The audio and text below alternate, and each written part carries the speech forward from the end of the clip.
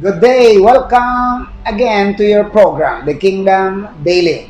It's a daily dose of kingdom truths. We're still continuing with our series on kingdom families and stressing previously, continuously, kingdom families live according to God's kingdom standards. Families living on other standards than the kingdom are living by substandard materials. And a sad fact is, world standards on family life are below the standards of God. Because of this, we are seeing families collapsing by the dozens every day. World's families are living in violation of God's expressed standards, especially in marriage, particularly found in Hebrews 13:4. Explicitly and implicitly, the above standards found in Hebrews 13:4 related to marriage are being violated by the world. First, they do this by bypassing marriage as the right way of forming a family. They are upholding living in arrangement. Number two, they do this violating the divine standards by setting aside the basic design of God on marriage. That is, according to God's standard, marriage is only between a male and a female, no more, no less. The third way in which divine standard of marriage violated is when it is entered into unadvisedly and unthought of properly and for wrong reasons. And the number four way in which divine standards of marriage is violated is when there is marital unfaithfulness. And we stress, divine standard is clear, Exodus 20:14, you shall not commit adultery. Abika shared 5 negative effects adultery has on a family, and we have stressed the first two. According to Abi, adultery is like a hurricane.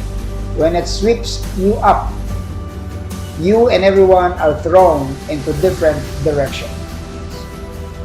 The first two ill effects we have discussed already as follows. First, adultery is not a victimless crime. Everyone else in the immediate family as well as the extended family members and friends are all undeservedly hurt. Like a hurricane, infidelity rips into and hurts each member of the family. Number two, adultery is not a marriage problem that does not involve the children. The remaining three ill effects of adultery presented by Abi include the following. Number three. When adultery leads to divorce, everyone takes a hit. Even considering the option of divorce is enough to cause emotional pain that is not forgotten. A family is like a passengers on a boat. If the boat sinks, everyone drowns. Using this analogy of a sinking boat and taking it one step further, adults know how to swim, but often children do not. The same is true with divorce. Most adults can handle the breakup of their marriage or committed relationship and move forward even if it is difficult and painful. Research shows that often this is not the case for children. Children from divorced homes are at increased risk of academic, social, and emotional injury or failure. Number four, emotional wounds that do not heal affects everyone. After the affair has ended and the shock and awe has died down, most couples do not do the necessary work to heal and recover fully. These couples remain in a state of polarization, mistrust, and guilt. The quality of the relationship never fully recovers. It is like painting over rust. The paint peels easily and never looks right. For a couple that never fully heals from the injury caused by adultery, there are many triggers that bring back painful memories, emotional volatility, and extreme reactions.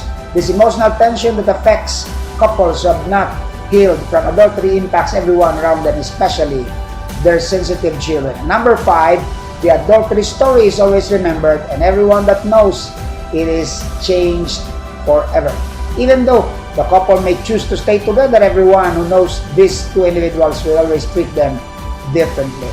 Like someone who has committed murder, he or she is always known as a murderer. Let me again close this presentation in a quotation from Abi himself. In your family, your family is your most valued possession. Invest in your relationship and take good care of them. God bless.